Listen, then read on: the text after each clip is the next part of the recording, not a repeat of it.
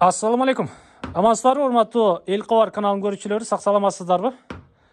Туугандар, мынау сиздер экрандан көрүп турган казы кашка тай Кара Сууда Телиман 2де сатылат экен. Бул тайдын жашы 1 жаш 2 айлык болуп тур.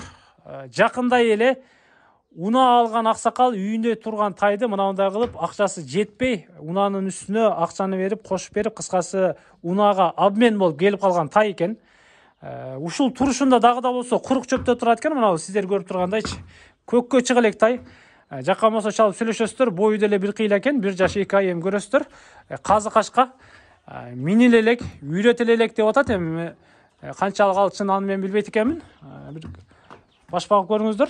Капталгы, буту колу, жамбаштары кандай экенине бир сындаңыздар. Жаккан болсо келип көрөсүздөр. Бир бала чакаңыздарга тай алыш керек эле, жакшынакай деп атсаңыздар, анда мына тайды көрүңүздөр. Капкаракай, жылтыраган тай экен.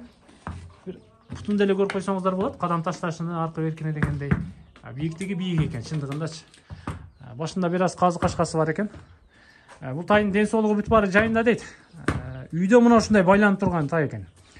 Баасын айтайынбы, баасынын дагы того терини 75 000 сом кеми бар экен. Кеми сүйлөшөсүздөр. Кара Суудан Телиман 2ден табат экенсиздер. Жаккан болсо көрүңүздөр, туугандар.